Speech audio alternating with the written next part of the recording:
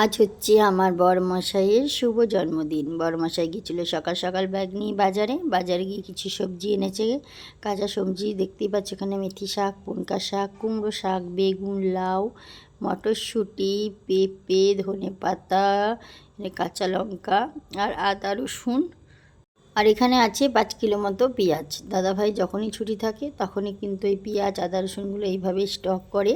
আর সবজিও আনে, আর কিছু কিছু সবজি এই বাড়ির সামনে আসে তখন খেতে হয় নিয়ে, কারণ বাজার তো সবসময় দাদাভাই যেতে পারে না।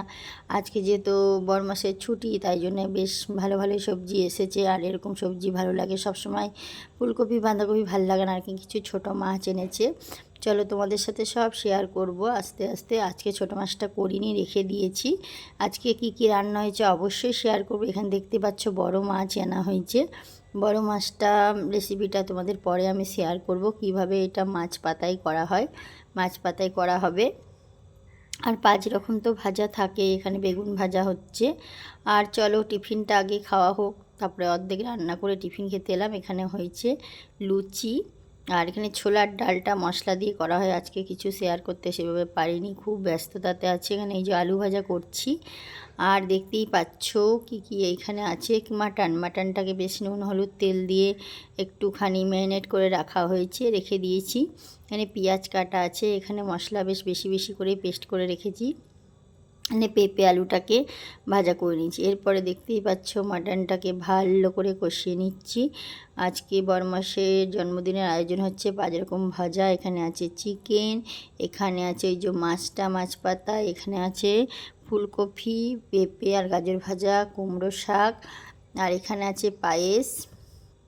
আর এই সেই মাছ পাতা অবশ্যই তোমাদের সাথে শেয়ার করব কিভাবে করে। এটা হচ্ছে মাটনের ঝোল। দেখতেই পাচ্ছ বরমাসে কি সুন্দর করে সাজিয়ে দিয়েছি। ডাল আর কোনো তরকারি করিনি, মাটন থাকলে সেরকম কিছু খাওয়া হয় না, যার জন্য এইভাবেই সাজিয়ে দিয়েছি। আর পাশে আমার নন্দা জামাই, আমার দাদু সবাই বসে আছে। বেশ আনন্দ করে এই দিনটা পার করলাম। আর সত্যি কথা বলতে নিজের মানুষ, মনের মানুষকে যদি এইভাবে খুশি করানো যায় না, মানে জীবনে শান্তি, প্রচুর শান্তি। আর আজ আমি প্রচুর খুশি যে আমার বরমশাইকে একটুখানি আনন্দ দিতে পারলাম। মানে স্বামীরা সংসারের জন্য প্রচুর করে, কিন্তু তাদের ভাবার বিষয়টা আমাদের অবশ্যই, তাদের আনন্দের মুহূর্তটাও আমাদেরই দিতে হয়। তারা আমাদের জন্য প্রচুর কিছু করে, তার জন্য তাদের জন্য আমাদের এইটুকু কিছুই না। এটুকু করেও মনে শান্তি নেই।